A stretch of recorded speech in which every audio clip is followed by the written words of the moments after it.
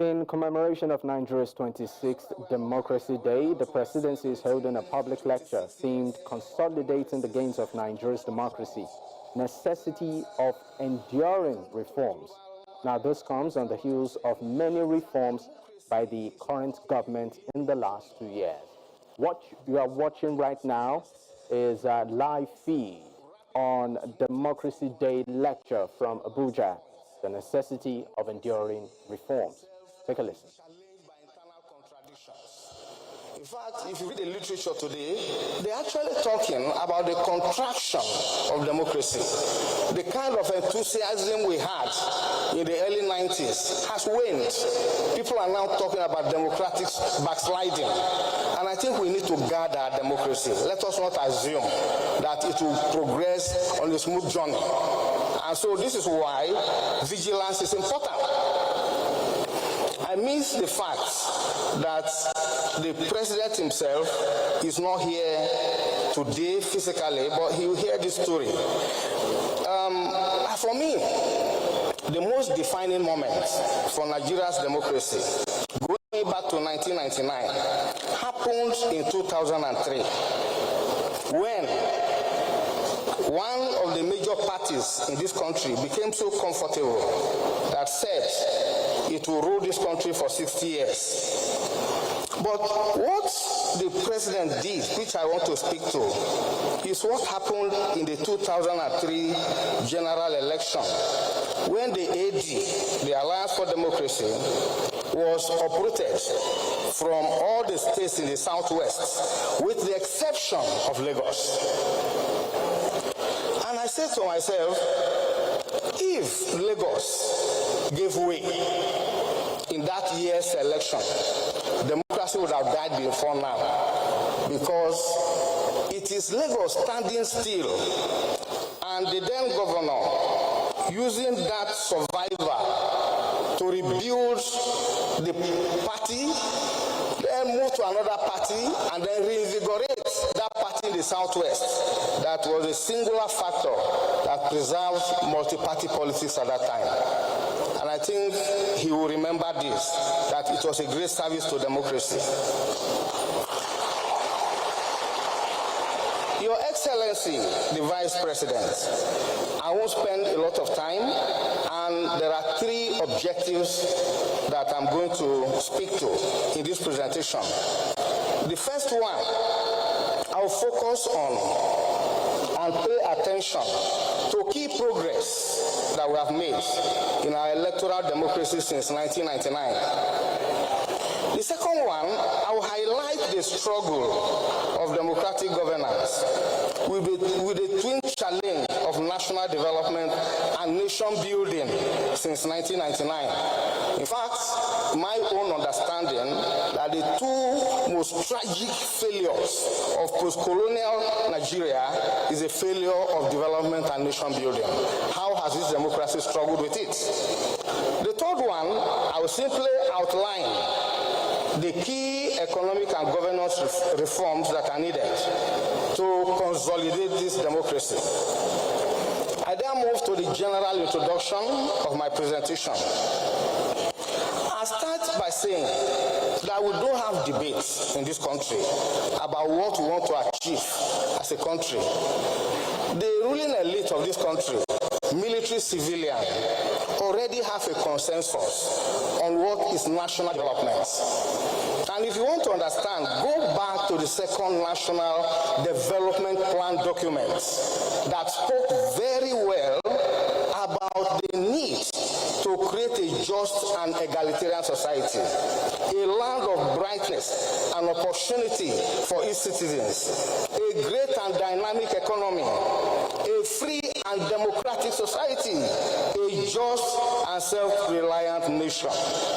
If you put this together, what it tells us is that our country is supposed to be built as a social democratic society where equality of citizens is guaranteed. And that is why the chapter 2 of the 1979 and the 1999 Constitution are very clear. The chapter that talks about fundamental objectives and directive principles of the policy. If you read the chapter 2 of our Constitution, what it envisions is the realization of what I call social citizenship. And for me, that chapter is more important than chapter 5 on fundamental human rights. Because if you don't have access to opportunities and be able to do one or two things, chapter 5 becomes meaningless. So, and I think we need to bear this in mind. And that is why, until the mid-1980s, when structural adjustment program was introduced, this country ran as a state-led process of capitalist modernization. But we have done that. Market reform took over in 1986, and we have remained with market reform. And I think for good reasons. For those who have read that era of state-led process of modernization, you could see elements of waste, you could see corruption, you could see government inefficiency, and you can see entrenchment of patronage politics. These things are well documented. I don't need to go over them. But if you review the SAP era, you will agree with me that it didn't help many African economies, including our own, where industries disappeared, where the value of the domestic currency became thoroughly weakened, and so on and so forth. And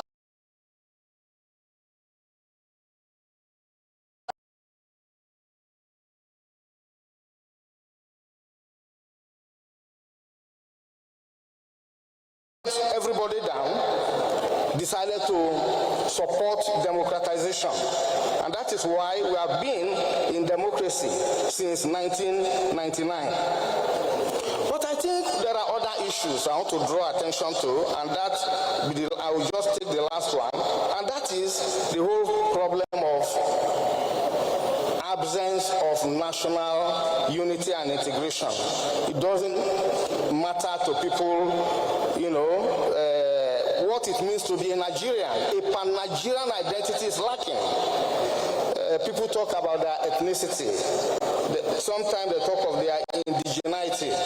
But let us remember that all these things are about political exploitation of our differences.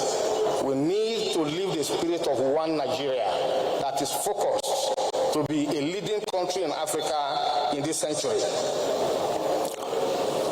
Mr. Vice President, having said this, I'll simply talk about democracy since 1999.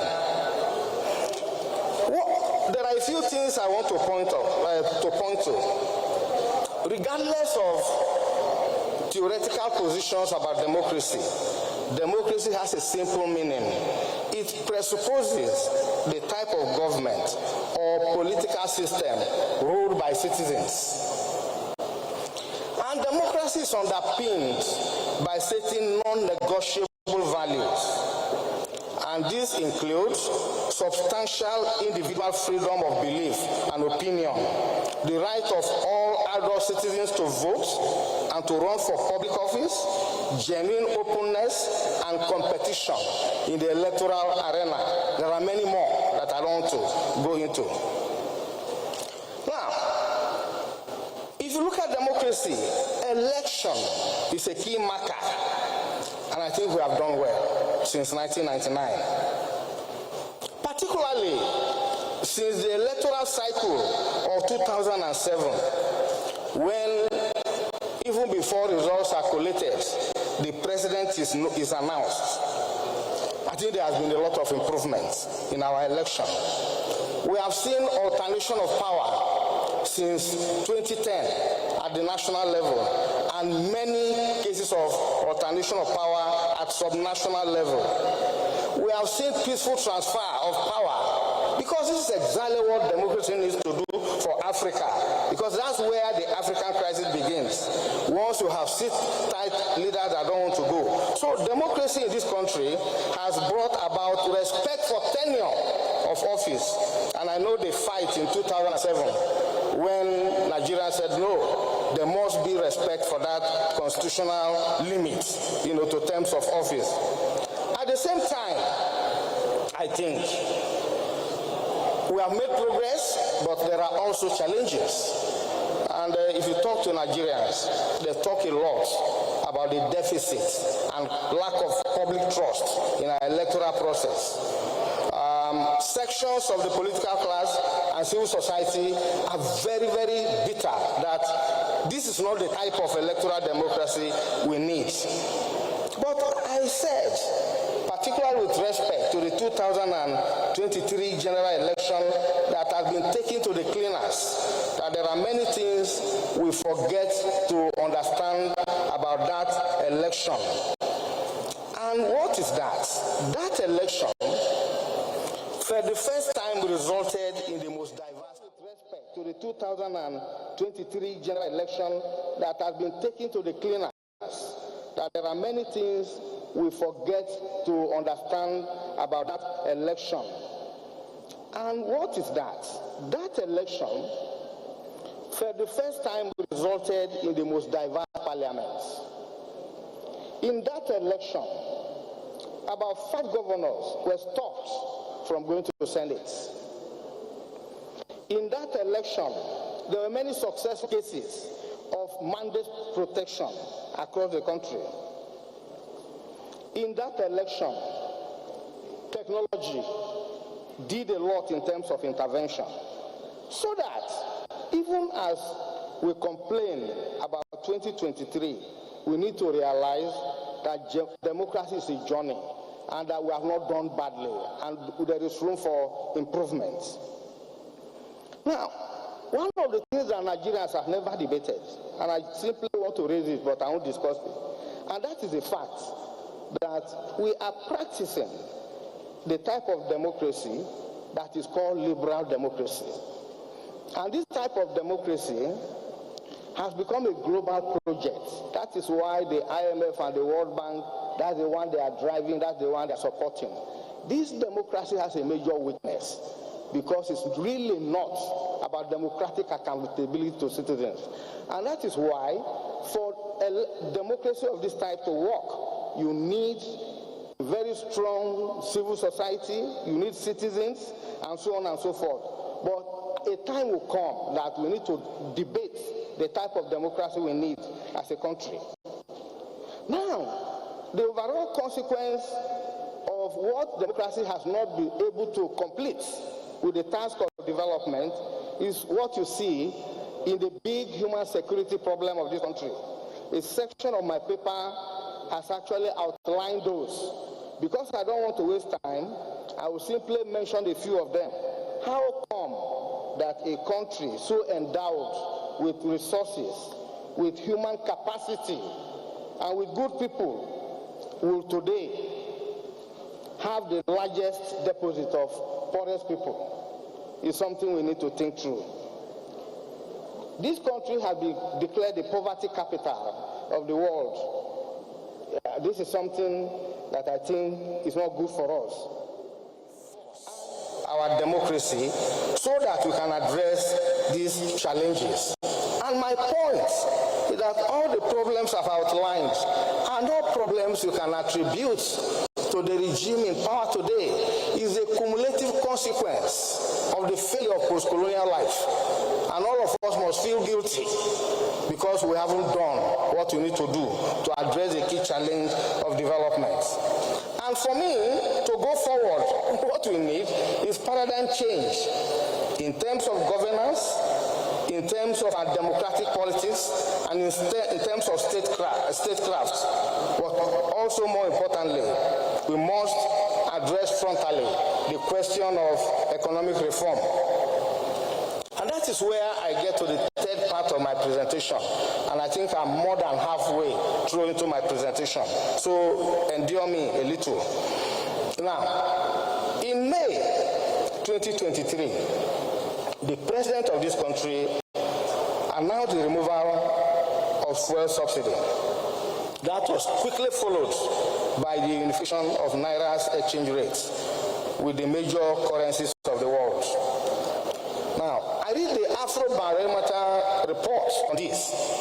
An Afrobarometer says that a large majority of Nigerians disapprove of the government decision to remove fuel subsidies, with more than half calling for their reinstatement, even though at the expense of other key sectors such as health and education.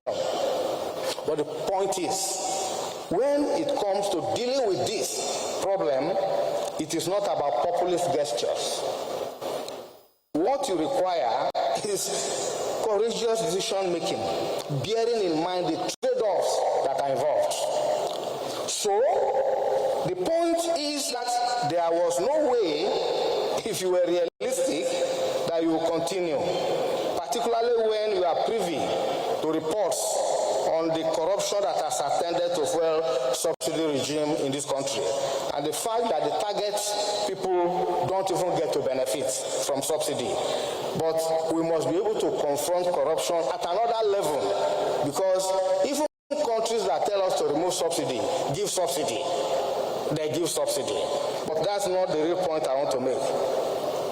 My point is, yes, these two policies have done a lot in terms of increasing the cost of living for many Nigerians, especially the low-income households.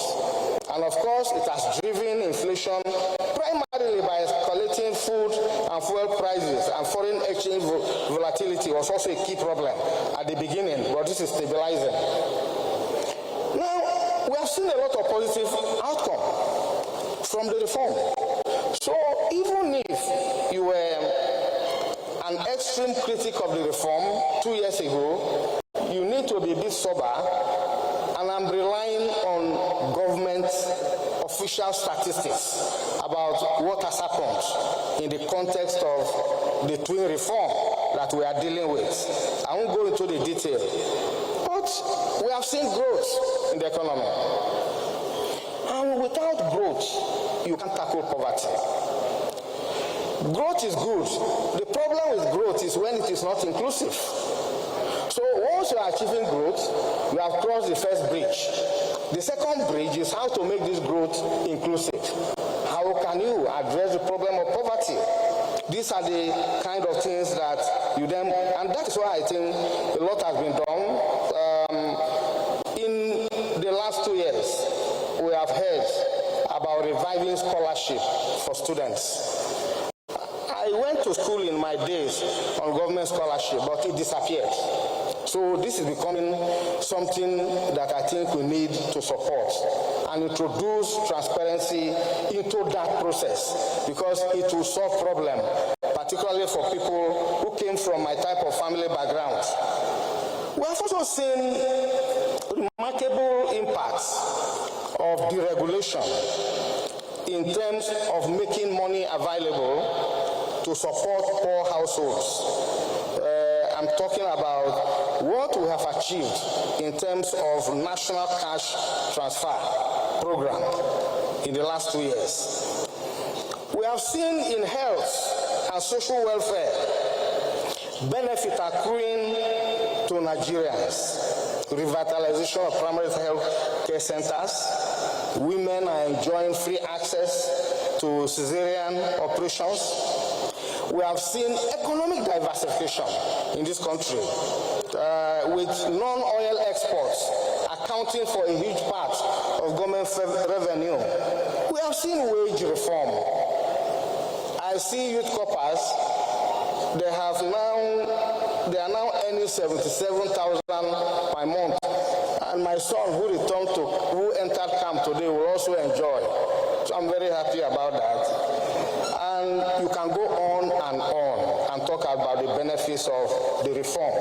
So the problem is not that we have reform, but it is to be careful. You know, I studied the World Bank, I studied the IMF, and they have a language about reform that is very sexy. They kept on telling us that post-colonial Africa made a choice between two roads, one wide, smooth, but leads to disaster, and that there's a narrow road full of thorns and leads to eternal life. If you are familiar with the Bible, you know exactly where this is coming from. So they said, Africans chose that wide road, and that's why we entered political perdition. So they now tell us to choose that road that is narrow and thorny, because there's life, or, we win at the end of the tunnel. It is very interesting to do reform. It is interesting to ensure that government doesn't carry burden that it's not supposed to carry. But we need, as a country, to strike a delicate balance between the neoliberal agenda and economic nationalism. It is important to listen to the advice of the bank and the fund, but at the same time, stick to those things that will lead to national redemption. You need to think more about obligation to your citizens and loyalty to your citizens. And I think this is where the commitment of the president, that by the time I leave, everybody will enjoy the benefit of change. That is why it is something we need to stand on, and that is something we need to put more pressure on him to deliver, because that is the only way we can strike a balance between the neoliberal agenda and the dictates of national economic survival. And I'm so convinced that the president has this kind of image, to leave a legacy for himself. And that's why we need to think about what we need to do from now. Yes, I've seen impressive figure in terms of revolution in agriculture, but I think we need to do more for a country, because these are comparative advantage. If Rwanda can depend on foreign exchange from agriculture, we are in a better position to do this. And I think the president's effort in terms of combating insecurity, and I saw the impressive statistics about that. If you don't do that and focus on that, our local farmers may not be able to enter their farms. The Minister of Information comes from Niger. Some of the things I read while I was in Niger was very frightening, that farmers have to pay a fee to bandits, and they give them receipt for payment before they can enter their farm. You cannot win the battle against food insecurity.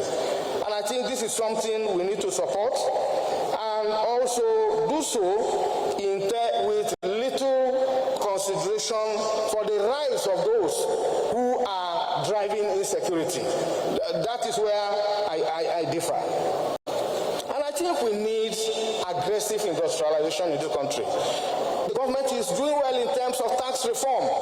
This is impressive. Nobody thought about this. The fact that there are multiple taxations in this country has driven away many people.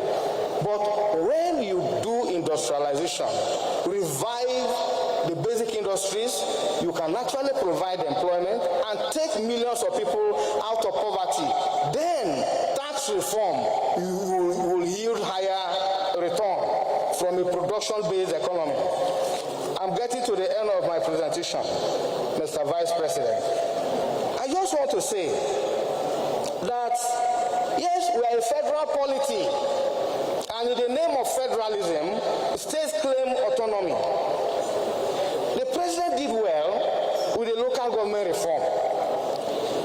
When I go back to the 1976 local government reform document that tells us that we need genuine local government that can be a learning school for politicians, that can undertake key development activities which are lined up in the Constitution. I then say, why did we allow local governments to disappear? So reviving local governments and giving them autonomy is good. But I think we can move beyond that to support a program of local governance, which is more than functional local governments.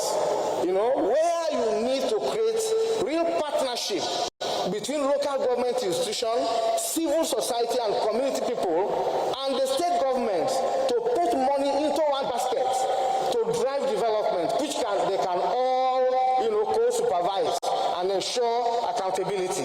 I think we need this. I'm also worried that, yes, if you look at the 36 states in the country, there are pockets of government effectiveness, but there are many states where governance governance does not happen. You can't develop a country. It's not the responsibility of the federal government alone. And we need to leverage on the strength of federalism and intergovernmental relations to connect the three levels of government to drive development.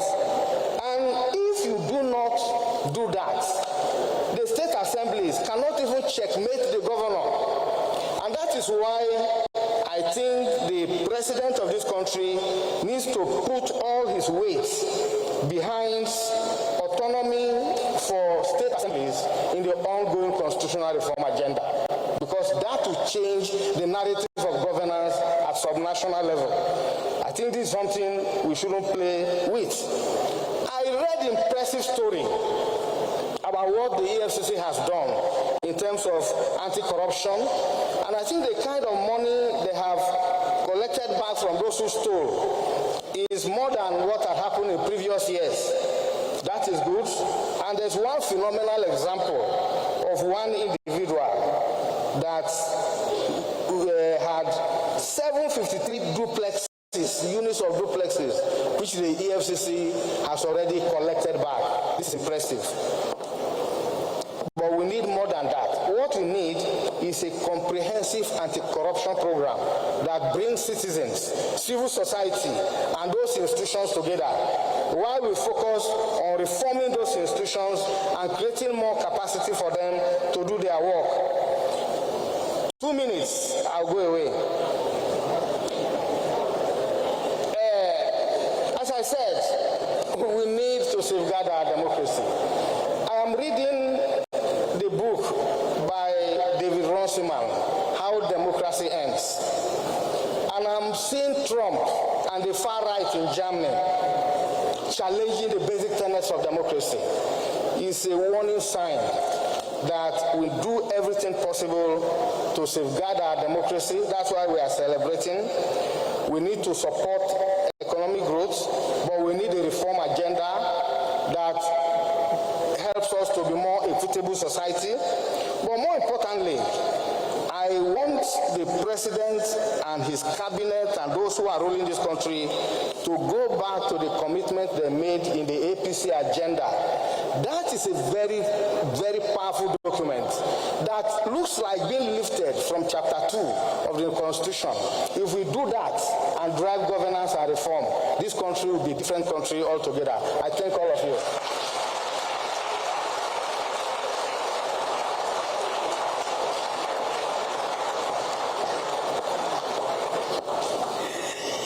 Excellency, very distinguished ladies and gentlemen, one of my greatest difficulties on this job is to present a man who is on his trajectory with a 2-minute end to his work.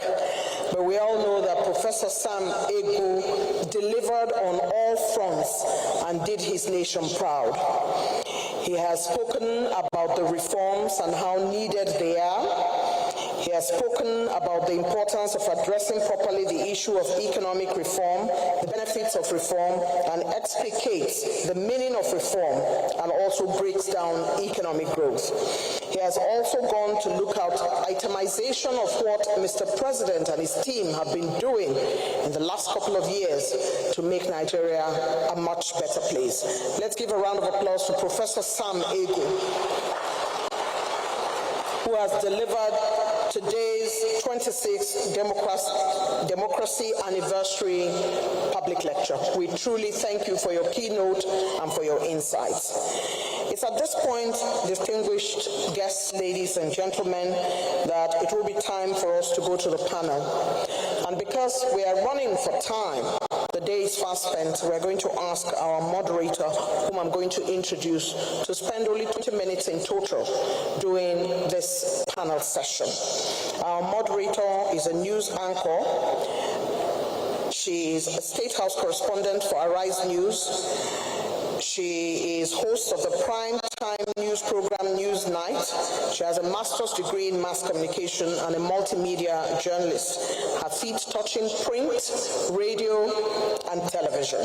She has attended trainings at BBC, VOA, and some of the finest institutions in the world. She's named one of the top 50 women changing journalism's face across Nigeria. Please help me welcome Adeswa Moran, who is our moderator for today as she makes her way up. Looking lovely in all one of the Nigerian colors in her very, very green outfit. Welcome, Adeswa. So, we're going to test her management of time. 20 minutes.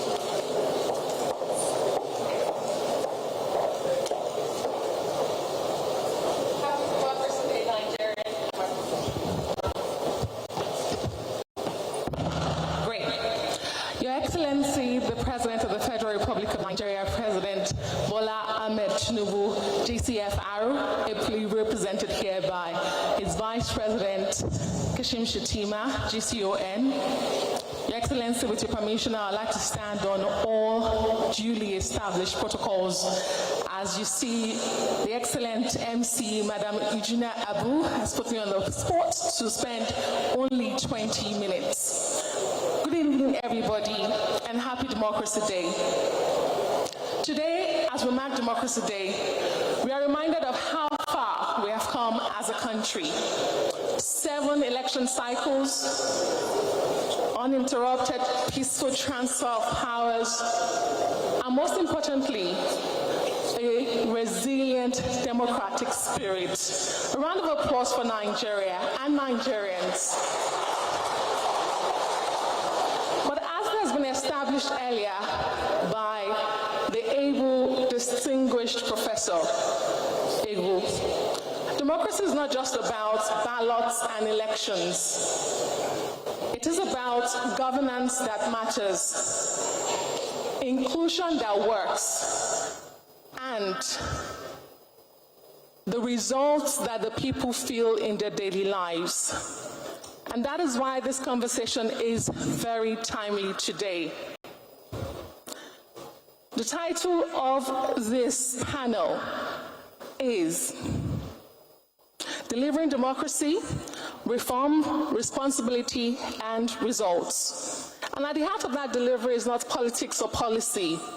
It is the people. So how do we ensure that all of these great reforms that are driven by the Bola Tinubu-led administration are truly felt by the people, even to the grassroots, the most remote places of our great country, Nigeria? Our conversation this evening will help unpack some of the challenges highlighted by the professor, but to also explore enduring solutions. And to help me do that, please welcome with me, in no particular order, my distinguished panel of leaders and thinkers in their various fields. Oluwamiseun Olufemi White is a distinguished lawyer and financier operating at the nexus of finance, technology, and sustainable development. As CEO of Alami Capital, she leads high-impact investments that align global standards with local realities across Nigeria's critical sectors. A fellow and scholar at the Harvard University, her research explores innovation, law, and digital sovereignty. She is passionate about reimagining systems for a more just, inclusive, and self-determined African future. Welcome. Thank you so much, Adeswa, for that kind introduction. Great. Joining our panel is Hansatu Adegbite, a seasoned executive with over 2 decades of leadership across nonprofit, private sector, and public service. She is a trailblazer in women's empowerment, corporate governance, and strategic partnerships. She does have fans in the room. With experience on multiple national and international committees, including the United Nations Women and the Presidential Advisory Council for Women and Girls, Hansatu is a faculty member at leading institutions like NIPS, Pan-Atlantic University, and she's the immediate past executive director of Women in Business. Welcome, Hansatu. Our next panelist is a barrister, Ismail Hamed, widely recognized as the face of youth engagement in the APC since 2013. He has served as the party's national youth leader and is a member of the Board of Trustees. He was also special advisor to President Muhammadu Buhari and currently chairs the governance subcommittee of President Tinubu's Policy Advisory Council. Ismail is a managing partner at Greenbridge Law Firm and the founder of teachfornigeria.org. It's a voluntary initiative encouraging privileged professionals to teach in public schools.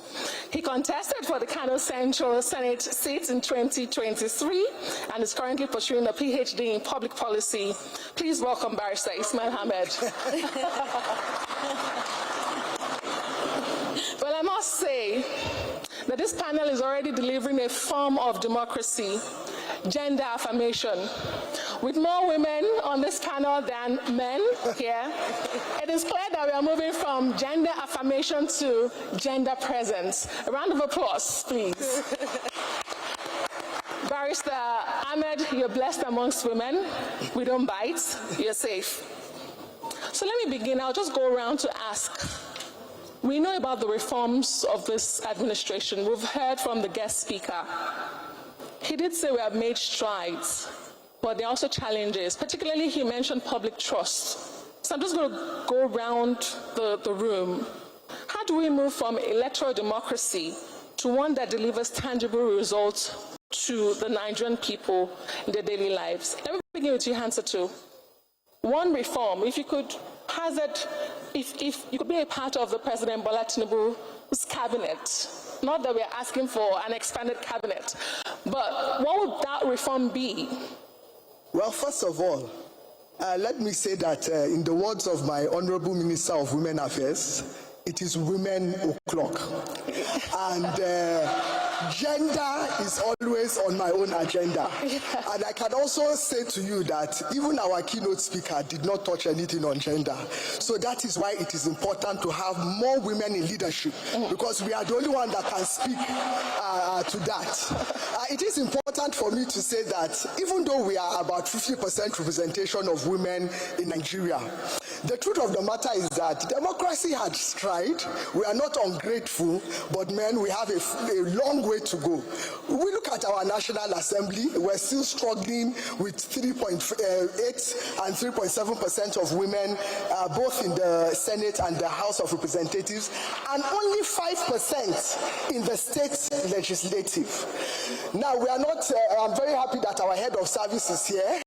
We celebrate the fact that our head of service is a woman doing great reforms, and we do have less than 15% of our permanent secretaries that are women, even though we have a workforce of about 54% in the Federal Civil Service. And I'm very happy to see that our permanent secretary of finance and of course of women affairs are women, because gender responsive budgeting is very key, and we're coming there. But having said all of this, it is not all gloom and doom. We know that there have been a number of reforms, obviously the not too young to run and the electoral reforms. But at the end of the day, I think what the women of Nigeria are saying is that we just want to help you in moving this nation forward. The men, you have done it yourselves for so long. Okay. And we know where we are. We have not gotten there yet. The soul of Nigeria and Africa is crying to be nurtured by women. And so we're saying, let us help you.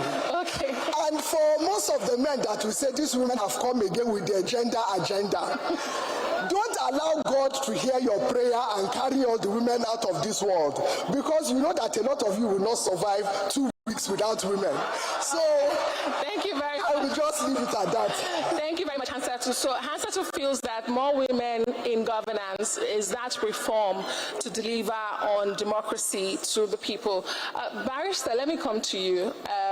Obviously, I'm sure you might have a different opinion. What's that one reform that would deliver democratic governance to the Nigerian people for them to feel in their daily lives? Good evening. Well, I think I can't say if I know any one particular reform that can take care of this problem. What I can say, however, is this administration has done something that other administrations have been unable to do or have found ways to do it, but they couldn't do it, which is autonomy to the local government. Now, how did they do that? Instead of going through the legal process and making it long and unwinding, the president instructed his attorney general to go straight to the Supreme Court for interpretation because it's a matter of the Constitution. Now, that has been done on paper.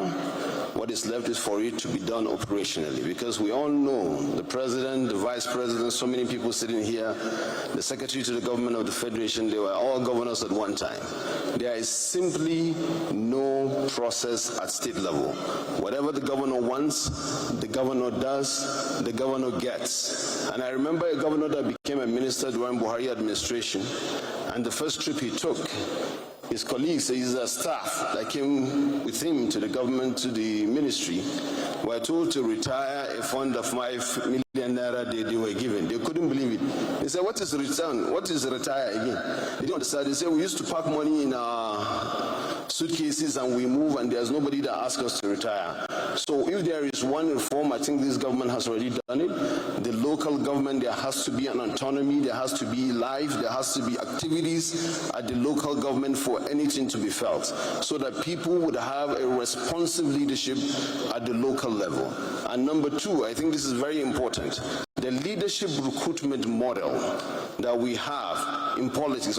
Almost like in Nigeria, politics is the only profession that requires no qualification. Anybody who has a nuisance value of whatever kind can just jump in and be a leader. Politics is a serious business because it leads to leadership.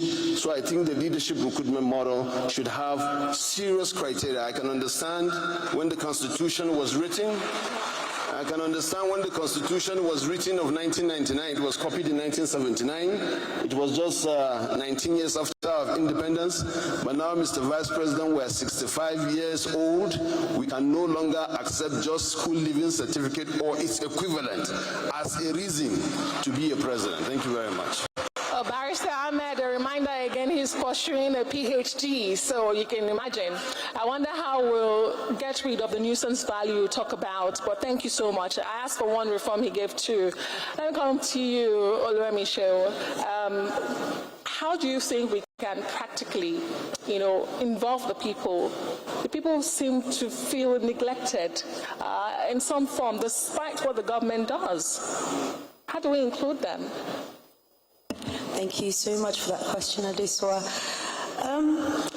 I think one of the first steps is to reimagine where we see people to be gathered in.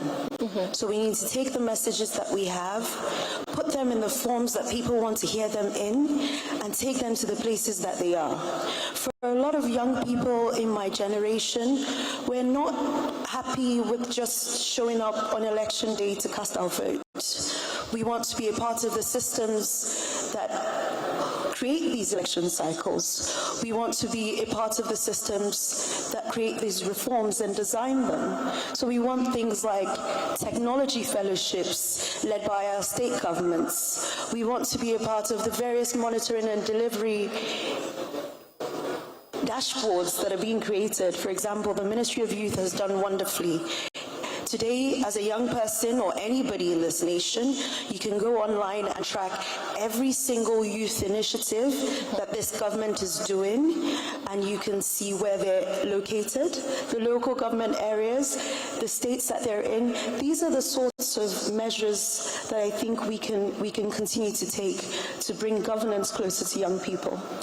Excellent. Thank you so much, Oluwamiso. I'll come back to you, Hansa, too.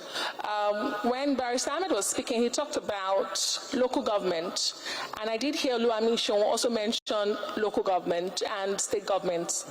So it's not, there seems to be some concentration at the center. But let's break this next round of conversation into themes, and I'd like us to begin with the economic reforms and the people. Economic reforms are necessary, but they are tough.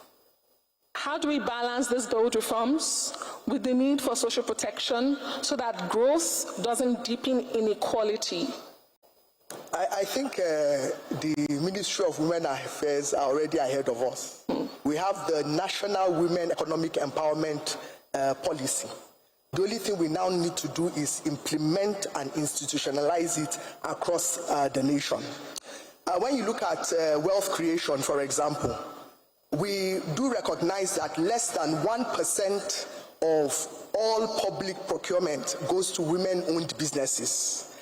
And globally, Nigeria is already known to have the highest number of female entrepreneurs. And so with that divide, if we institutionalize also affirmative procurement policies, what that means is that at least 30% of government contracts, public sector, even private sector, should go to women-owned businesses. There is no way it will not cascade into the rural communities. And I think some of the state governments in the past and even currently have done something excellently well in terms of where you have a male chairman, you have a female vice and vice versa. And that has worked excellently well in a number of the states. So those for me would be my own contributions. Thank you. Barrister, let me bring it back to you. I like that you highlighted the point about the state governments and the state governors as well as the local. But when these reforms are carried out, people feel that it begins and ends with the federal government, with the president, because they feel the toughest decisions are taken from the top. Now, how do you explain, do you think there's a better way to explain these policies beyond what is being done currently, that they are tough but they are necessary? Do you think we can cascade that down better? Yes, I think people generally, you see, reforms, economic reforms or economic decisions or policies are usually that are sound, are usually politically unpopular because they are tough.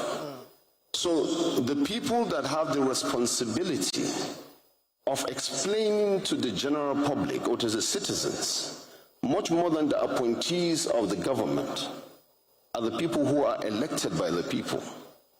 The president and vice president, you need to move around the country and talk to people directly. When people are going through pains, they want to hear from the people that they cast their votes for. That cascades to a large extent. So you can't reform are necessary, but they have to come with empathy. What does empathy mean? I feel your pains. I understand what you are going through. The moment people understand the why, then it is okay for them to go through the how. But that has to be done by elected officials, governors, president, vice president, members of National Assembly. So it has to be more than just talking in Abuja or Lagos or policy hubs. It has to cascade. Policy prescriptions are usually technical. You need to break it down. That's why you need politicians to come in to be able to speak to people to carry the message downward. That's the most important. But then, doesn't that put more responsibility back on the president and the vice president, the federal? No, not necessarily. Subnational government. How do we strengthen subnational government? Subnational government, like I said, there are a lot of people that just look, because right now I heard a governor, I think about 3 weeks ago, that was explaining to his people that I didn't remove fuel subsidy. What you are going through is as a result of the federal government decision. You know, that's not right, because he has gotten more money as a result of that. He's not telling them that part. But you see, engagement is what democracy is all about. There have to be people at every level that would have to keep people in power in check. Unfortunately, you have more of that at the national level. The civic societies are more responsive at the national level. The media are more responsive at the national level, and they let the subnationals get away with a lot of things. We in Kano, we are not allowing our subnational to get away. Well, maybe because he's in a different political party, but we put our eyes on on him as much as we can. Okay, great. Let me come to your space, which is tech and the future, the voice of the youth. How can we use digital tools and tech to bridge the gap between citizens and their governments? Is it possible? Are we doing that enough? So I gave an example of this dashboard that allows you to essentially see in real time every single project that is happening in this country aimed at young people. That is a feat that this country has never seen and that this government has taken. That is an example of how you can use technology to take governance closer to the people. But beyond that, there is a generation that has aspirations that go beyond what is currently in front of us. Technology means that we can see what is happening in America, we can see what is happening in China. So the world is a much smaller place. And so in that, we're looking for initiatives that help us to grow our innovative ideas.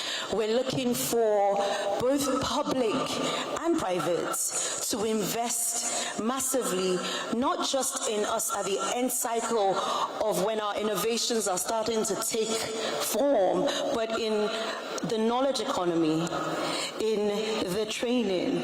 And thankfully, we're starting to see building blocks of that with the Startup Act, with 3MTT, with an active sort of step towards protecting our data governance. I mean, people talk about data, and I think, you know, this year in particular has, I would hope, helped us to situate what data really means in this age. Our data governance is securing our future. It's securing our sovereignty. AI is what everyone's talking about. We're consumers of technology today, but this administration is working really, really, really hard actually to put building blocks that mean that we're not just consumers of technology without understanding. We're putting in place the right governance measures. And that's not happening in a vacuum. Let's break down what that means. That means in 10 years, when there is a young child born in Festac in Lagos, the information that they're consuming is not information that is being manufactured outside the shores of this country to shape their mind, but actually in-house, where the value is inward. And I mean, not just inward, because Nigerian companies are going global. So I don't know if I've answered your question, but go ahead. I think in sum, what we're looking for is local context, local collaboration, and local capital. Context is that our institutions, public and private, are supporting us as we innovate. Collaboration is not just supporting, is when private invests, for example, in a startup, government is also supporting, because what that says to markets is that there is confidence. And then in capital, I've just explained. Indeed, and that opens doors, creates jobs, and cascades to the people. So and also increase patriotism. So today, a lot of young Nigerians are asking the question, what is Nigeria doing for me? Great. And this actually helps with that question. Fantastic, Oluwamiso. Now, as we wrap up, this question will also go around, and I'd like to begin with answer 2. One visible step. You know, in the beginning, I asked for one reform that we could take.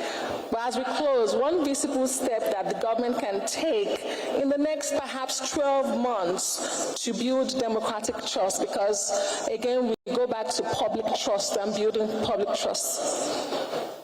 Well, you know, women, we won't ask for one. I have His Excellency here. You can remove hand statue from women and gender. So we will ask for special seats for women. I know that there's a lot of requests around that, just to create that in the National Assembly. We will also ask for gender-responsive budgeting, because I can see that the Minister of Budget and Planning is here. And at the same time, to put the icing on the cake, we just want to ask for affirmative action for leadership positions for women, because with the women of Nigeria, we want a democracy that listens to our women, learns from our women, and leads with our women. Thank you very much. Answer 2. To you, Barrister Ahmed.